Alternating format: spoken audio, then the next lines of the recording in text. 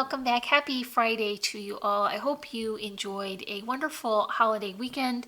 We took our camper to the lake and our sister-in-law visited, as well as our son and his fiance, and we had such a nice family time there. I did come back with a little bit of a souvenir. You can see I'm a little bit extra crispy, but a good time was had by all and definitely worth it. So I am very excited to be here sharing my first project that I created as a guest designer for the month of September for Renea Bouquet. So this is going to be a very easy to make wallet fold mini album. I've got all of my beautiful Renea Bouquet supplies here on top, and then I have it tied with this beautiful ribbon closure. Inside there is more of my Renea Bouquet supplies, and then I also have some beautiful inserts tucked in here, tags as well. So stick with me and we will make this together. So to go along with my beautiful supplies from Renea Bouquet shop, I am going to be using this Harvest Meadow paper pad. This is a hot buy pad from Michaels. I really loved the beautiful mix of the warm fall inspired colors. It has peaches and browns and blues. It's a little more updated. I was able to utilize quite a few of the patterns as well as some of the cut apart and a sentiment. This also has some beautiful foiled effects, so that was perfect to dress up my album. So for the base, I'm going to be revisiting a previous project, and I'm going to be using a similar folding pattern. This is not new. This is just a wallet fold album. And so when I go back and reuse a technique or a pattern, I like to see if I can update it slightly, if I can change the size or maybe some part of the functionality of it, I will do that. And for this one, I have made this in a 12 by 12 with regular cardstock. It did work. It was very bulky. And for the second try, I used my Amazon paper. So I was able to get thinner paper, have better creases, and reduce some of the bulkiness. I was also able to increase the size that way. But I think this time around, I've really got it nailed down. So instead of using my Amazon paper, I'm going to be using some gift roll wrap, just regular old gift wrapping from the dollar store, very accessible, and one roll will go a long way. So for my demonstration, I am only just going to show with this 8 by 8 square. You can use any size that you like. Just remember that does have to be square, and however small you get the base, it will become bulky and harder to fill. And then if it's a larger base, you will have to add some structural stability to it to make it very sturdy. So for this demonstration only, I have an 8 by 8 piece of printer paper, and that's important because it's very thin, and that is what will help me get my good creases. So I went ahead and I put some pencil lines in here just so that it would be easier to demonstrate where I'm folding it at. And so first I want to take my square and crease it, fold it right in half. And so this is going to be the center portion, and all the other measurements will be based on that. So make sure you get that good and centered and square. And then the next thing you want to do is fold into halves again. And so I am going right up to that line, but not going over. You don't want to overlap that because that will create some additional creasing in the book. And I'm going to do that for both sides. Now, when you create this album for yourself, do not make pencil lines. This is just so that you can see where I'm folding these two. Okay, so once you've got your half fold in and then you're into quarter folds, you want to bring these sides back out and fold the very ends into the second line where you made your quarter fold. And you want to do that for all four corners. You're just kind of tucking in those corners, and then fold it back on your quarter fold line for both sides. And now you want to flip that over. So your first fold now on the bottom is going to bring this to the very point where those two came together. So I'm just going to fold this here, and then I'll bring that up and show you I've got it right there to the point, and make sure that you keep it square. Come in with your bone folder and give that a very nice crisp crease, because you want to reduce a lot of bulk from this so that you can add it back in where the fun part is for layering with your cardstocks and pattern paper. So the next thing you want to do is fold this over and line it up so that it's just about to the bottom, and go ahead and crease that again just like you did before. You can imagine how big a challenge this would be if you were using very thick cardstock. That is going to be super bulky and hard to manage. Okay, so now you've got your top score in. Just go ahead and tuck that into these corners, and this is going to become your pockets.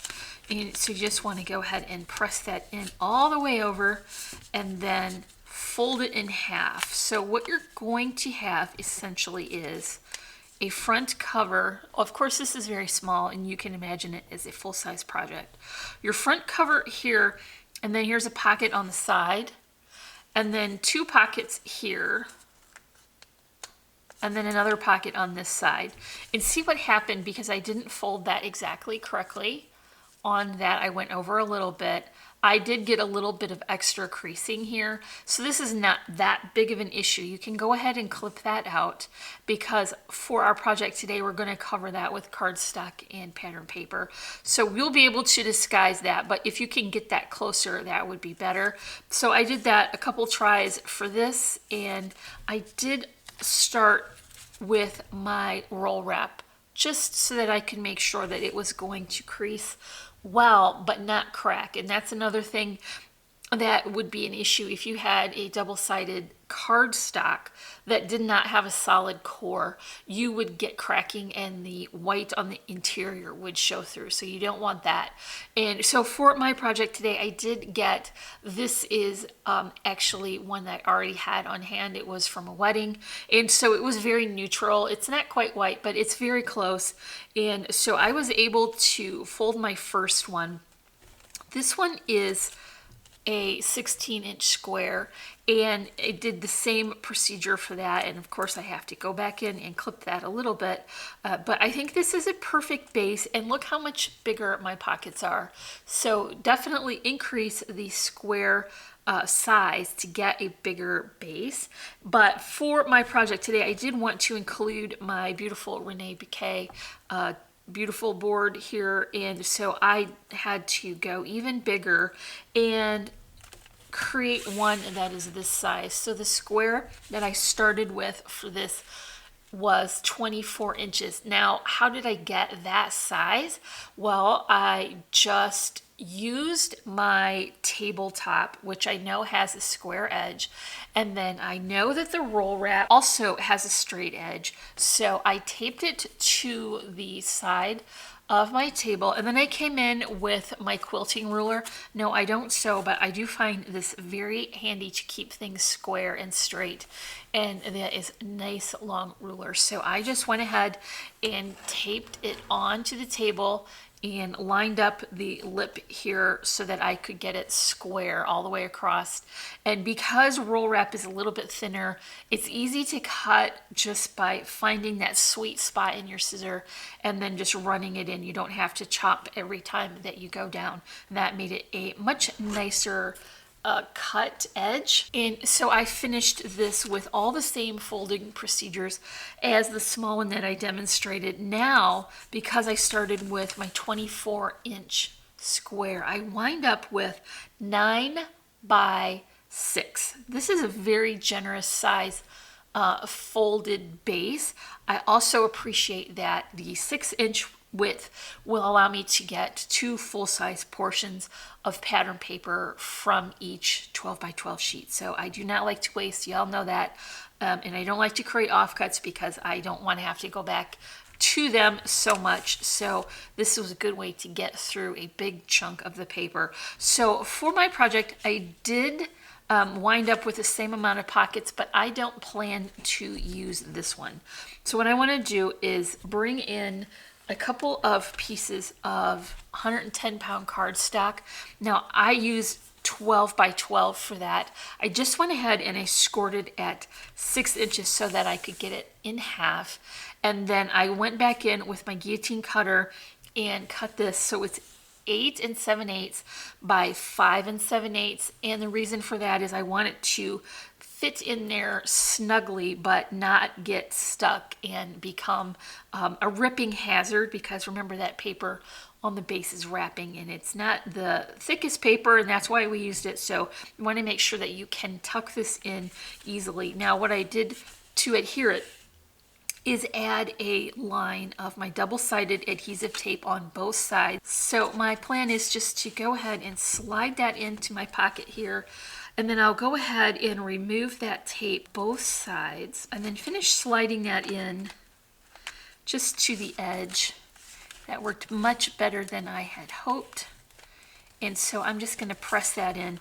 Now, this is 2 layers of 110-pound cardstock, very sturdy and very nicely finished on the edge because we use the folded edge out here. So I'll do the same for this side as well. And so another thing I would consider, if you're going to fill the pockets, do not add this center portion, and then also include a tab top so that it would be easy to pull the insert out so that you would have something to grab onto. So this is going to be our base, and let's go ahead and start adding our cardstock and pattern papers. So I'm going to use the same measurements for the cardstock and the pattern paper. That will cover the base on the outside as well as tucked in to the inside so that it will have a beautiful finished look inside and out. Okay, so before I cover the base with my cardstock and pattern paper, I do want to include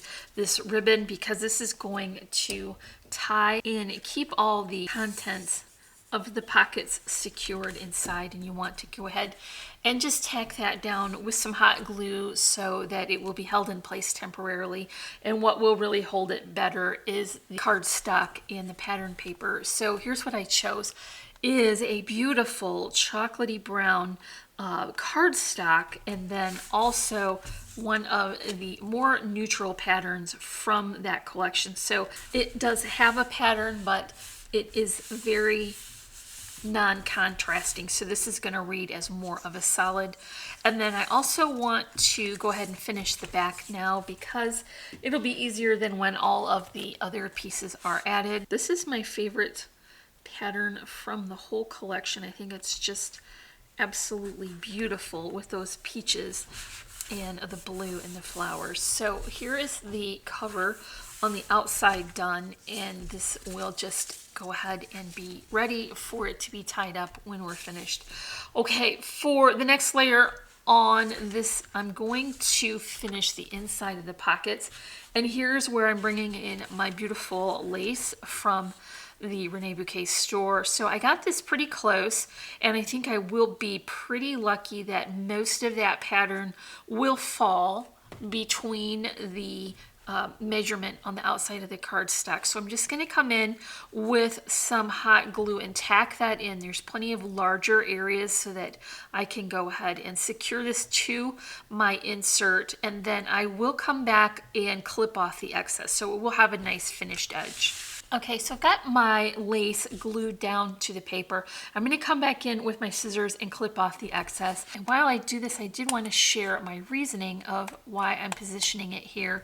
And that is because I'm going to include some of that beautiful board that I finished on the bottom. And so I want to create the same amount of bulkiness so that my book will close properly. So you can see how absolutely beautiful that is.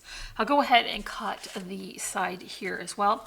Then we can go ahead and include them in our book. So I'm just very carefully going to slide this into place, and some of that trim is going to go behind the pocket. That is absolutely fine. I just want to make sure to get that in there all the way over and to the bottom so that it will be the back portion of our pocket. I think that looks really beautiful, and it will still close very nicely even though we did add that trim, because I cut it and joined it to each piece instead of running it all the way across. Now I want to cover the fronts of these pockets, and these are very easy to get this angle that you want. You just want to measure from the center point to the end and get that measurement as a square. So because our book was 6 inches wide, I'm going to go with a 5 7/8 square, and then I'm going to put it in my guillotine cutter and cut from corner to corner, and that will give me the half portion that I need. So my next measurement is going to be 5 3/4 so that I can get my cardstock border showing. And a very important thing to remember is you want a non-directional pattern when you get to this point, because you won't be able to use both sides of your square if it's got writing on it or something that needs to be in one specific direction. So I'm just going to turn this around a little and go ahead and add this now. This is going to make this pocket very sturdy, and so you'll be able to tuck all kinds of things in here and not worry that you are relying on wrapping paper to hold it in. So let's go ahead and do both sides now. And because we increased the size of our base, our pockets are going to be plenty big enough for that beautiful board. And so I went ahead and finished mine with my heat embossing powder and my heat tool, and so I think they turned out really beautifully. Can you see that variation in tone I got from this aged bronze embossing enamel from Stupendous? So it has some different color particles in there, and so you can get a very nice of color and a little bit of pattern, so it makes it really nice and realistic looking. This worked beautifully for these. I was really hoping to have these nice wide portions so that that color variation would show, and I'm very pleased with how this turned out. It took the embossing powder and heat tool beautifully, so I'm very impressed with that. And then also the fine details showed up perfectly, so that worked out really well. And I want to include these here as a detail at the bottom of my pockets. So now you can see why I added that lace trim, because you need to have the same amount of depth so that your book will close properly. Another nice thing about this particular set is it has very wide portions, so you're going to have lots of room to get your glue added to the bottom. And I'm just going to go ahead and use my Tombow. That works pretty well for just about everything.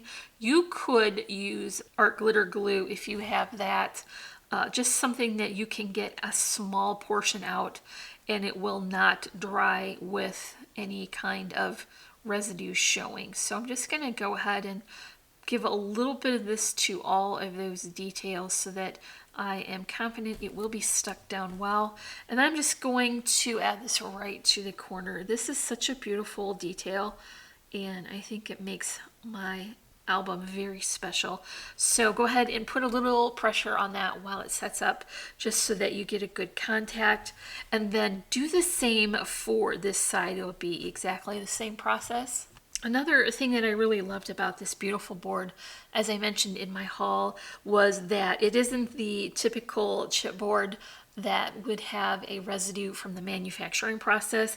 It did not require any cleaning before I went ahead and finished it, and then I was able to use it without the odor that comes from some chipboard manufacturing. It smells a little bit like cigarette smoke, and that can be hard on some people, and so this was able to be used right away, and I didn't have to air it out or anything. So here is the inside of my album. I think it's absolutely beautiful. Now, since we have two very generously sized pockets, we can include lots of larger inserts, and so I've got a couple different sizes here.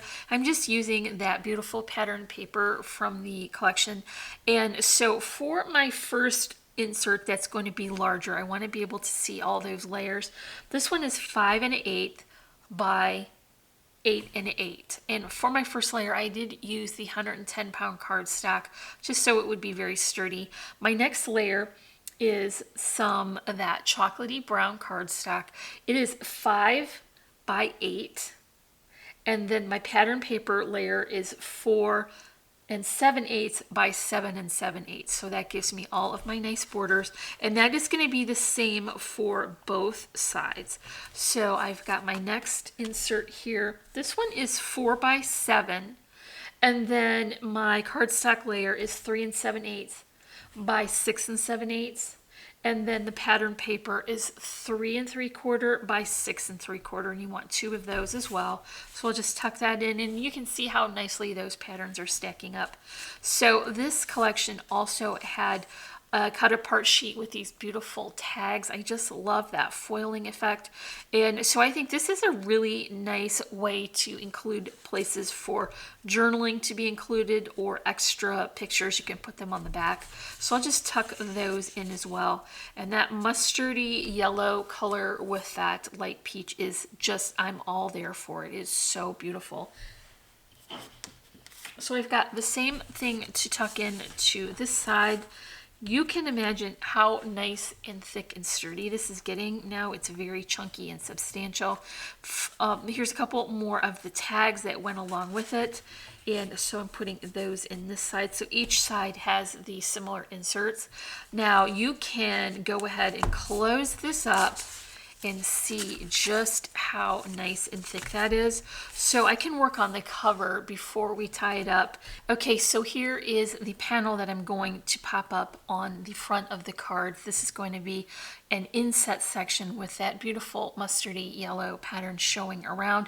And because I wanted to include a little bit more of that trim, I just went ahead and adhered that before with a little bit of hot glue. Now, if you're squeamish about hot glue, you can definitely use some like tacky glue or fabric tack, something like that. You're going to be a little bit more patient, but you're not going to worry about burning yourself with that. I have that on my foam spacer with some double-sided adhesive tape, and then also some Tombow just to make sure that I have everything secured while that glue sets up.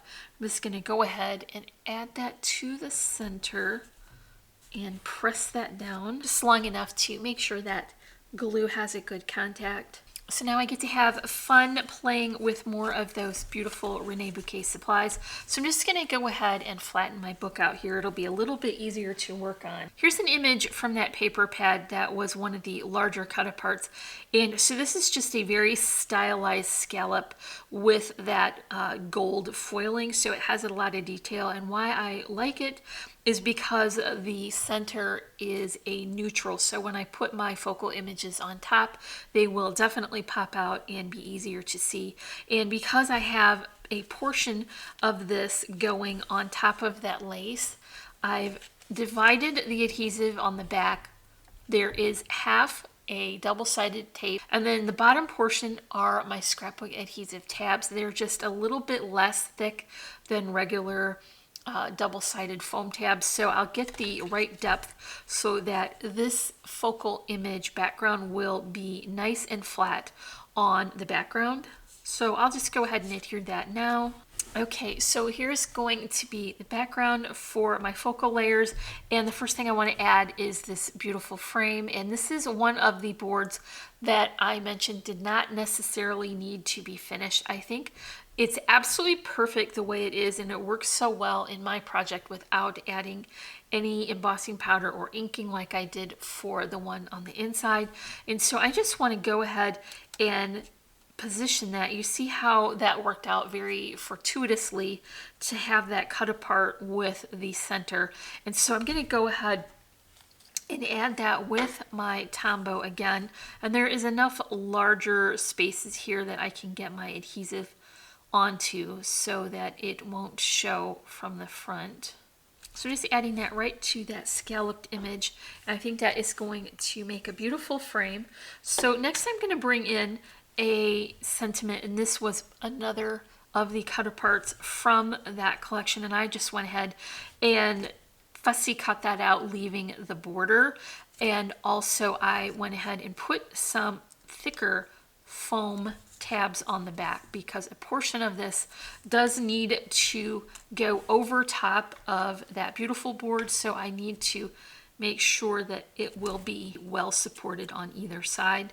I'm just going to put this right basically in the middle because I want the scarecrow to cover the center portion of that, and I just added a little bit of my Tombow there so that it would be flat against the surface, and then I'm going to top it with my scarecrow. So this beautiful board is so perfect for this collection. It has those blues and the peach tones and the mustardy colors, and I'm so happy with that. I'm also really happy to find out that it fits just absolutely perfectly within that frame. Now, I don't know if that was intentional in the manufacturing or just a very happy accident, but I think it absolutely works perfectly. And so I'm just going to go ahead and add more of my Tombow and get that adhered. And I'm just going to go ahead and press that down till I get a good contact because I didn't have any of the double-sided tape underneath here. So I'll just go ahead and press this in place.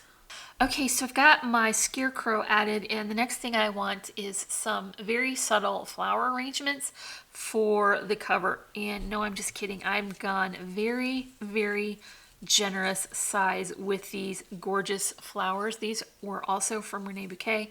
And so I am going to include two separate arrangements since this cover is so large. I can anchor both corners with these beautiful flowers. Now I've got the larger bloom in the center and it is balanced by the smaller ones. I've also changed the tone a little so that each of these flowers is a very important component to this arrangement and it's very noticeable. Here are a couple of the rosebuds, some leaves, and then a separate leaf here on the outside, and that just helps to bring that color to the outside. And I've just gone ahead and finished it with a couple of loopy twine bows, and you can see how one is significantly larger, and that's the one I'm going to put here on the bottom. And then I'm going to finish this side as well. Okay, so I'm going to add my beautiful butterflies here as well, and I've gone ahead and just given them a little bit of a curve very carefully by curling it very slowly over my fingers so that I could get that more natural, realistic shape of that butterfly wing. And I'm going to include a larger one here at the bottom and then the smaller one here at the top. And when I say small, I'm not meaning it is small because these are very beautiful, generously sized butterflies, and I think they finish off my arrangement perfectly. So these already have a little bit of foam, and I just want to position that so a little bit of it is covering the frame and my scarecrow, and then I'm gonna layer it underneath the large floral so that it looks very well layered. I'm being careful not to cover up too much of that word. Needed the hot glue again because it's a large, heavy arrangement. I'm going to make sure that it is secured very well. For this one, I'm going to go ahead and add this now, and that just balances the larger one on the bottom. Then this butterfly is going here, and a portion of the frame on this side is going to be under his wing, under the wing as well. And as a finishing detail, I'm going to include some of these beautiful iridescent pearls. This one is the Midnight. I'm going to go back to my Tombow. Because these are round on the bottom, I'm giving that a generous amount of adhesive so that it can really sink down into there and get a lot of coverage into the glue. You're going to have to wait a bit for this glue to set up to dry clear, but when it does, it will be a beautiful finishing detail. Okay friends, so that is all for my Grateful and Blessed mini album that I created with my beautiful supplies from Renea Bouquets. I'll leave links for their Facebook and blog as well as their shop, so you can find lots of other crafty inspiration made with their beautiful supplies. And you can also find links for our socials there as well. We're on Facebook, Instagram, our blog, and our Etsy shop. Now, if you enjoyed this tutorial, please make sure to leave me a comment and a big thumbs up. And if you're not already, I would love for you to subscribe. And as always, I'm wishing you a happy and productive day. And I thank you so much for watching. Bye.